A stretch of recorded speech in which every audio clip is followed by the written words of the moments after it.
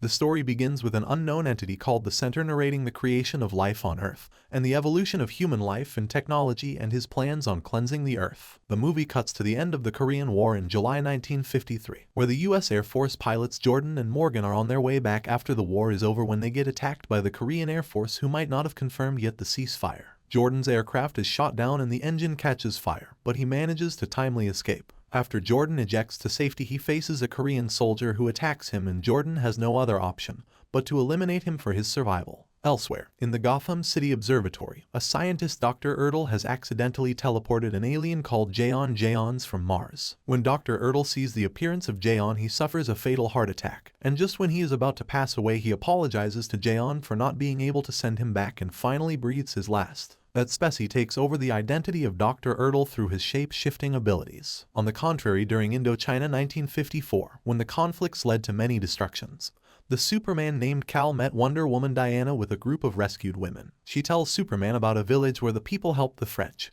but the political rebellions didn't like it and murdered men and children and dumped their bodies in the river while these women were beaten and held captive in tiger cages. She continues telling him that she unarmed the men and freed these women from the cages, who then went on and eliminated all those rebels. However, Superman is horrified by this act. He reminds Wonder Woman about their loyalty oath to the US government, and reminds her of how the government is distrustful of superheroes. But Wonder Woman disagrees and says she will do whatever she feels is right, and both part at odds. Later, Superman talks about Wonder Woman's return to Paradise Island to Lois Lane. He says that although Wonder Woman and Batman are both his friends, but would still never sacrifice their principles for anyone. Back in Gotham City, Jaeon is quietly living Dr. Ertl's life and learning about humans and life on Earth. During his nightly television shows, he shapeshifts into all the characters that he watches, including Bugs Bunny. In Las Vegas, an interviewer named Iris is assigned to interview Buddy Blake at the same casino where Jordan and Morgan are playing with a group of their friends. While Iris is on the call with her boyfriend Barry telling him how much she misses him, she hears a loud sound of glass shattering. That's when Captain Cold arrives to rob the casino with his two other companions. Cold threatens everyone not to move, and if anyone does as much as move, he will freeze them with his gun. On hearing all these events on the phone, Barry rushes from the central city as the Flash and confronts Captain Cold. He then threatens Barry with 6 bombs fixed around the city that would go off in 90 seconds. Barry runs lightning fast around the city and locates 5 of the bombs while considering the 6th as a decoy. Just when Captain Cold is in his helicopter all set to escape, the Flash captures him. Before he turns into ice, Captain Cold is possessed by an unknown entity that questions the Flash for being faster than the lesser beings. Jordan and Morgan also leave the casino and drive through the Nevada test site to a destination that Morgan has kept a surprise. On the way, Jordan opens up about the Korean War and his time at the hospital, which has changed everything. He is now a damaged good and has not been successful in getting a job in top aircraft companies ever since. They arrive at Ferris, where Morgan informs Jordan of a second opportunity waiting for him there. Meanwhile, in Gotham City, the Martian Jaeon shapeshifts into a cop. Back at Ferris, Morgan's recommendation works well in the favor of Jordan, and he gets interviewed by a lady called Miss Ferris who runs a big corporation. He gets questioned about the gap in his resume, upon which he tells the lady of his time being admitted at the hospital in the psychic ward, and adds about how that time changed him and he came out knowing who he really is and what he wants. He is then asked to report to work after 2 weeks, and just like that, Jordan gets the new job opportunity. Meanwhile, back in Gotham City, the Martian Jaeon joins the police department and works on a case of a kidnapped child with his friend, where he meets Batman, who was trying to rescue the child from a bunch of people worshipping the center and had the intentions of some cult sacrifice. Batman meets Jaeon at his place and offers to work together to get rid of the cults as they are spreading everywhere, and they both form an alliance. Jordan, on the other hand, starts his new job, and it begins with some training monitored by Miss Ferris and Colonel Flagg. He manages to impress everyone with his performance. Miss Ferris takes Jordan to the real Ferris aircraft, where Special Agent King Faraday reveals to Jordan about nation's greatest secrets and shows him the picture of Dr. Ertl. There, Jordan finds out about Dr. Ertl's secret communication and proof of life on Mars. Faraday goes on and shows a picture of a strange footprint that doesn't look like any human. Jordan is confused with all this info, thinking he is only a pilot and doesn't have anything to do with all this information, only to find out Colonel Flagg and Miss Ferris have been planning to travel to Mars and take him along. For this purpose, the real Ferris aircraft was manufactured. In the central city, the Flash faces a robotic gorilla which he defeats but gets captured by the government agents who want to find out about his powers. He narrowly escapes and later decides to take retirement from his crime-fighting work. On the contrary, Martian Jaeon seems to be too involved in his work as a police and interrogates a man named Harry who seems to be under the influence of the center. He discloses the government's plan to travel to Mars and not take any ordinary person like him along. This information intrigues Jaeon, but the conversation gets interrupted by the special agent Faraday before Jaeon could ask anything else. Faraday has come to take Harry in his custody, because he can't be let in any regular institution where he might give away the secrets of the government. The Martian Jaeon questions Mr. Faraday if the mission to Mars is happening in actuality, which he declines, but that doesn't help Jaeon's curiosity. In order to see through the mind of Mr. Faraday, the Martian Jaeon shakes hands with him and sees all the visions of their secret plan to travel to Mars. While Batman is busy searching about the dinosaur island, he gets a surprise visit by Jaeon, who confides in him about his true self and where he belongs to. He tells Batman he has decided to return because life on Earth is not for him and is full of hatred,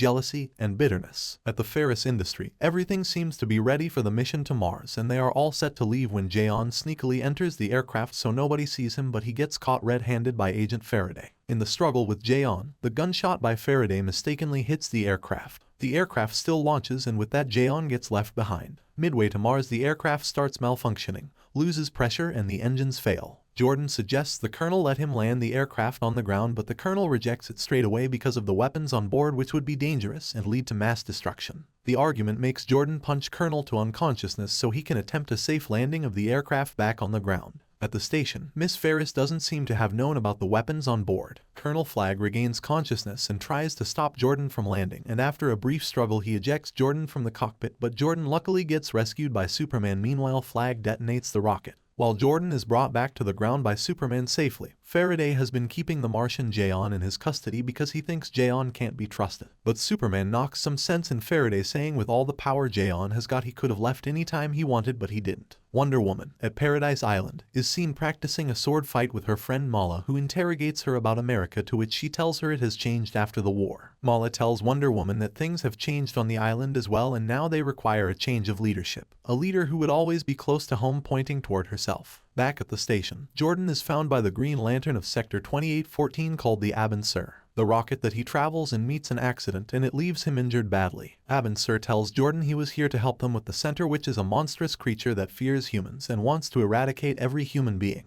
He continues to tell him when he was entering the atmosphere of Earth there was a yellow energy explosion which he couldn't bear, so he ordered his ring to find someone deserving and brave, and it lead him to Jordan. Abin Sur hands over his ring to Jordan, tells him the Guardians will help him, and breathes his last. Superman meets Batman at the Batcave, where he meets Robin for the first time and assumes he has changed his look. They listen to a live telecast of Lois about a creature that has attacked the Earth. Superman rushes to help and succeeds in taking out the creature. Just afterward, Wonder Woman is seen with her invisible jet crash landing, and before she loses consciousness she warns Superman about the center approaching. While playing chess, Faraday interrogates Jaeon for not using his mind-reading power with him, to which Jaeon tells Faraday that he has looked into his mind and heart, which hopes and believes that one day all of this will be over and humanity will be restored. He explains how Faraday's hope has given him hope too, and decides that he doesn't have anywhere else to go. Faraday offers to help him in dealing with the center, to which he nods to an agreement, but Faraday warns him about the risks. Before they leave, Jaeon shape-shifts into a less scary human form.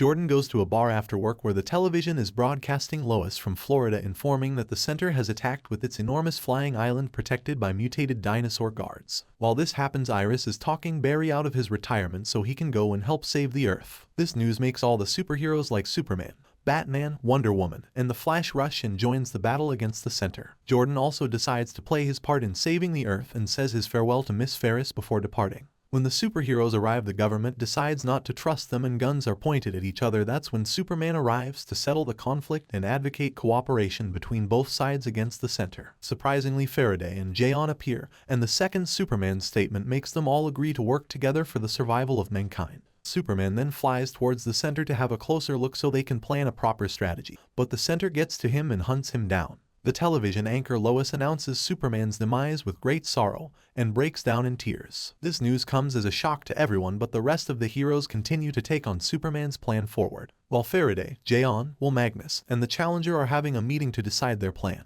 they get interrupted by Batman, who has brought along a scientist called Ray Palmer who is known for his work in matter reduction. The Challenger disagrees and questions the reliability because everything the Ray shrinks becomes unstable and eventually explodes, to which Batman replies that's exactly what the plan is. With Palmer's theory, they start planning their move. According to the plan, they will hit the center from every direction to create a distraction so the Flash can quickly crisscross the whole island with Ray, and Jordan along with Morgan will lead the bombing mission into the center. On the ground, Faraday and his force are ambushed by a herd of dinosaurs which overwhelms Jayon with a psychic impact attacking his mind, but he luckily gets saved by Faraday, who shortly after gets captured by the dinosaurs. Before the Tyrannosaurus swallows him, Faraday grabs a hand grenade and pulls the pin so that when he is eaten by the dinosaur its head explodes, eliminating the two of them. Faraday's passing shakes the Martian Jayon to its core. To avenge his friend's passing, he attacks the dinosaurs and is joined by Wonder Woman, who has recovered and is ready to wipe off these monsters from the face of the earth. Meanwhile, Batman and the Green Arrows carry the aerial assault. Morgan and Jordan shoot into the creature's core but start hallucinating before hitting the core. Jordan clears his mind and manages to use the ring and rescue his friend before the aircraft explodes in the core of the creature. The next and last task is for the Flash to crisscross his way through the center to use the reduction ray to set it off for good.